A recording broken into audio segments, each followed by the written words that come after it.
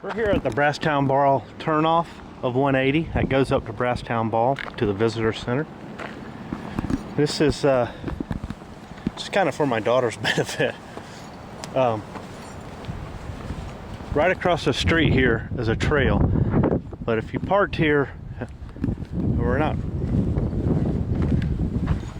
really thinking about it, you could miss this, which my daughter and her fiance did. But it's kind of up the street just a hair. In the wintertime like this, you can actually see the kiosk up there. The spring or summer, roughly about the time that they were doing this, they probably wouldn't have seen it through the woods. But anyway, the turnoff is there, and just up the street here is the trail. Right here at this little culvert. And we're going to go right up that hill.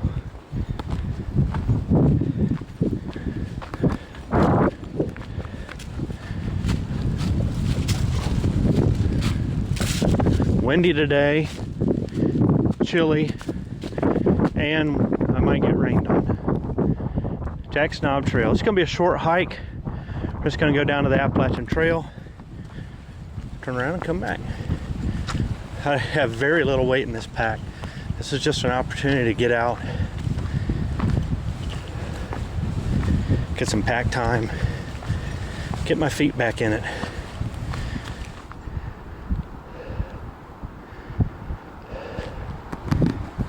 I don't know a lot about this trail. I camped right at the intersection of this trail and the AT.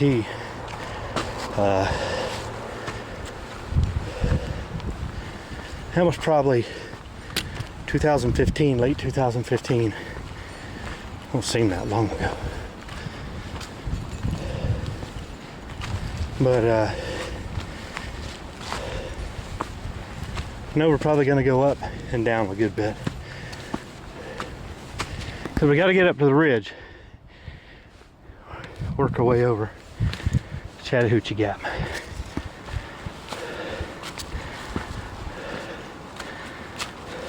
A bit of a breeze, but once you get up here, up that initial climb, get some side slope to walk. Just follow the blue blazes. Fairly beaten out trail, so I don't know that very many through hikers would come through here, because it's about the same distance from the gap to Unicoi Gap as it would be down here. So you'd just go to Unicoi, catch a ride into Helen if you needed a resupply. Wouldn't be much use to come out this way. If there was an injury, just might be a faster way to get to a highway, because I would imagine the trail going to Unicoi, I mean, this trail is not going to be nearly as busy, meaning rocks and things like that, as going over to Unicoi, but that's yet to be seen. There's some rock. We'll see how the trail pans out.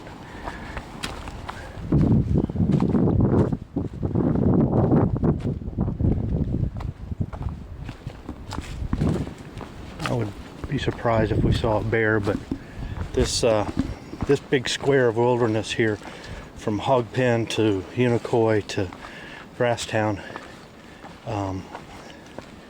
there are bear in here. It's the one place I did see a bear on my hike, was in this area, is over toward Unicoi. That same day, earlier the day before, I should say, because I camped, a guy said that there was one between him and me, and we were probably a quarter mile apart. So they're bear in this tract here. We'll just have to see, but being February, I mean, it's going to warm up today, probably near 60. Up here, it may not get quite that warm. Down in Atlanta, it's supposed to get near 70, so it's warm enough that they may come out and stir. I just don't know.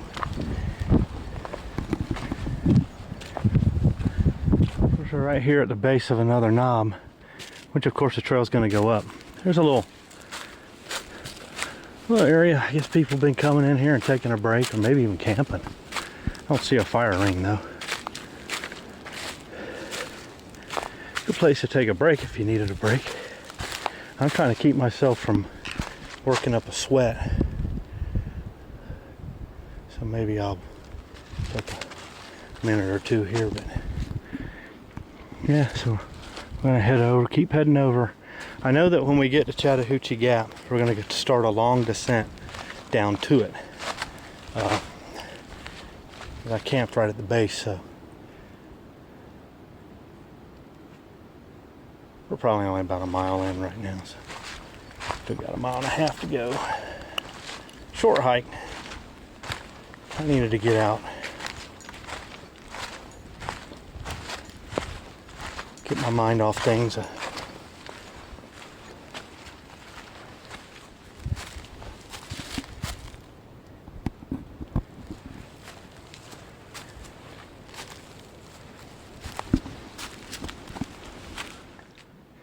Just came up a layer of rhododendrons getting further up this slope.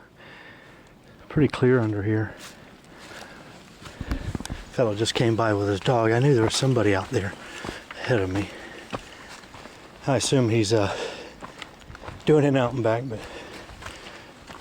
yeah, this pretty open under here today. You can see the clouds up there, this fog up on the ridge, getting a little low. Could probably get some mist up there, we'll see. We're not gonna go all the way up that high, I don't think. I imagine this is gonna get fairly high. We skirt this ridge and work our way down to the gap, so we shouldn't be quite up that high. But oh, switchback. Guess we are going up there. I just assumed this was going on. There you are. Fairly steep too.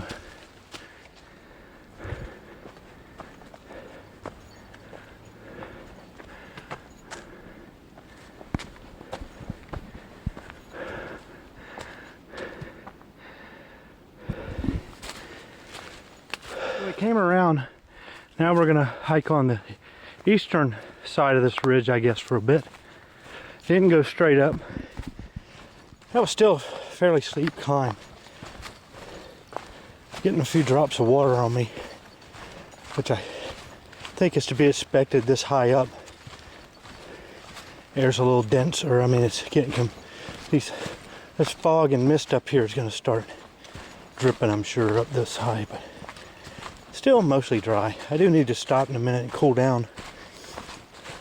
This merino wool shirt is very thin, but it does keep you warm because that merino wool just helps hold in the heat. This is the Icebreaker body fit, and I don't know that I would buy them again. If I bought them again, I'd have to be real careful about washing them. This is going to be a quick review of the body fit, Icebreaker body fit base layer. I think the first few times I washed it, it was in regular wash, and I don't know if that's what did it or just, so occasionally I would take my t-shirt off and just hike with this with a pack on, but they're very fragile, and to pay that kind of money, I think I got it on sale for like $65 maybe. I think they retail for $90. That's way too much money for a shirt that's basically going to come apart on you after a season. Didn't like that. Need to find another merino layer, maybe something with a merino and a synthetic blend or something. Just something that can hold up a little better. You need to wash them in gentle cycle, which I finally started doing, but I think by then the damage was done. But to be honest, I don't know what did the damage. But they're nice. I can hike in just this if I wanted to, if it wasn't for them being so fragile. But on my arms with a t-shirt over it, I can hike down to 40 degrees with generate plenty of heat. So I'd say low 40s. I think I went down to about 42 and I wound up taking my jacket off and just wearing this, and it worked fine. I was plenty warm. So there you are. Would I buy them? I don't know. I'd have to catch them on sale again before I'd spend that kind of money, just because I don't think they're strong, very strong. Yeah, just came off that rise. You can see the fog up there. Low clouds on these peaks. I don't know how high we are. Probably about 3 something, I would think. 3,000 and something here. Make our way down. I would guess we're probably going to go down to a gap and back up and probably have one more rise before we get to Chattahoochee Gap.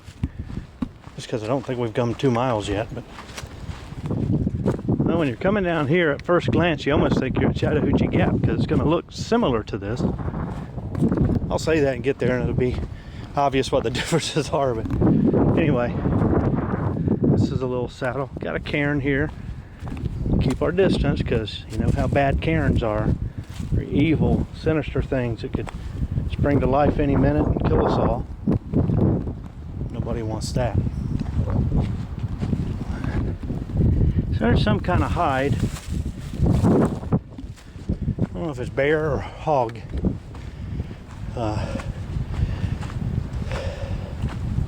Hog is very, very coarse. I would suspect more coarse than bear. That looks a lot like bear though. So we're not at the top yet, but we're at 3,443 feet. Probably got another, I don't know, 50, 60 feet to the top, I don't know. Very, very cloudy up here. Fog rolling in. You can hear some water dropping, but it's not really sprinkling or anything. Just occasional drops. So as long as it doesn't do any worse than this, I'll be fine. I don't want to take my jacket out. It's too warm. Too warm for a jacket. Not cold at all. But took a little break just to let my back dry off a little bit because it gets a little hot. Even though I have that air escape pad there, still gets hot. So anyway, drink a little water and make our way up. I got a feeling this might be our last climb, and we may start down to the gap on the other side, and we may have another one. There's always another one, it seems, so we'll see. So we've hit the summit here. It's just under 3,600 feet, 3,577, I think, 3,580. Thinking this might be the last one. This is going to take us all the way down at the gap, but it's starting to sprinkle. I actually have good coverage up here. I checked the weather.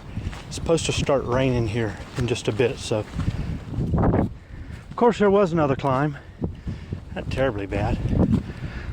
Pulled us over up and around this west slope here.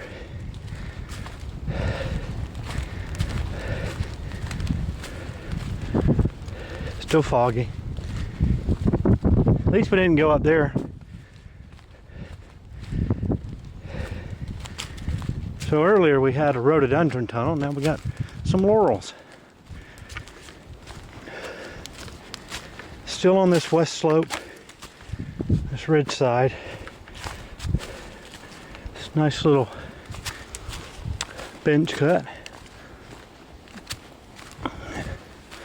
which will hopefully lead us to our last descent.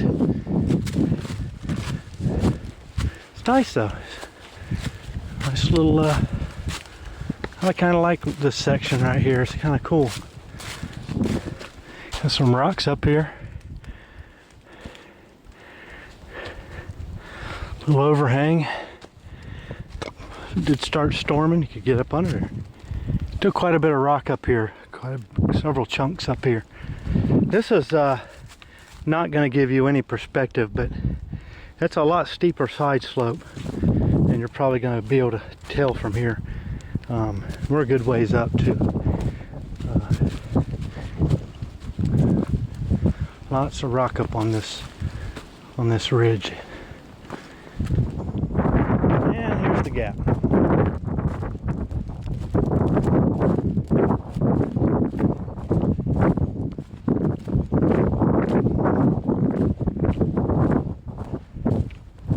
There's the trees I hung my hammock in. There's our water source. It's down that hill, though I never had to use it. And that goes to Unicoi. And it goes to Hog Pen. This is Chattahoochee. Jack's Gap or Jack's Knob is what we came down. Not a bad hike, really. Not a bad hike at all. This is where we camped. Got a little double track that goes back to another camping area. And there's a cairn. So in my hug pin to Unicoi video, you'll see we made a campfire here. Now, that tree was precariously perched up in the air. I had been told that it had since fallen, and it had. So you could see where the fire pit was. That's basically where we were sitting. So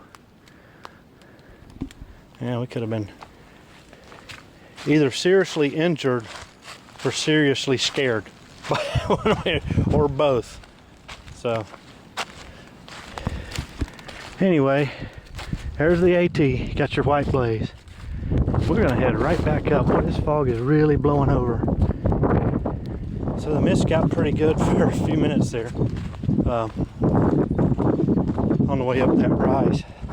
That's the same hill I was on a while ago, about 35.77, I think is the elevation. I actually went a little higher than that, I believe, before we got down to the gap. We're making our way down now. Once I can get down to the switchbacks, I'll know I'm home free. Hopefully we don't get any more moisture than what we've got so far, which hasn't been bad. All right, making our way down. You can just see the highway and the cars down there. Mine is down there somewhere. We got a bit of a descent going down. Not a bad hike. Some ups and downs. Perfect for getting back in the swing of things. It's only 5 miles round trip.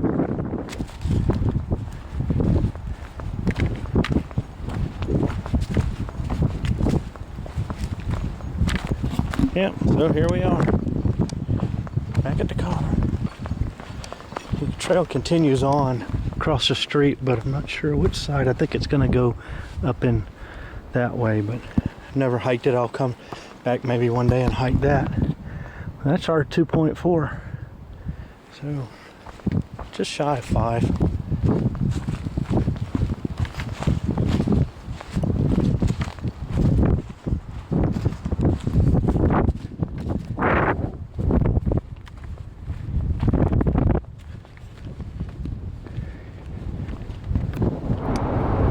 So all things considered, that was a pretty good hike.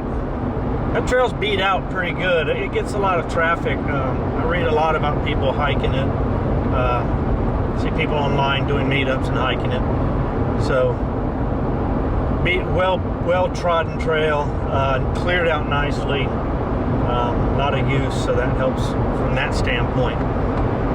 Of course, it's winter time, so it's going to be cleared out anyway. But you could tell that it had been cleared back. Short 2.4, 2.5 one way, but still kind of nice. Come back someday and do the hike up to Brasstown Ball. That's a climb, I'm sure. I've climbed part of it from the parking lot, just walking up the path, and I can imagine the trail's going to meander a good bit more and be a little steeper. So we'll see. There's also the Arcacqua Trail, which goes from Brasstown Ball over to Blairsville, I think, which is I think 11 miles one way. That's another one to keep on the back burner. So there's still a few trails around to explore. This was just a short hike to get me some time on the trail I desperately needed to get back in the swing of things. So good hike. Got me good and tired, which is what I needed.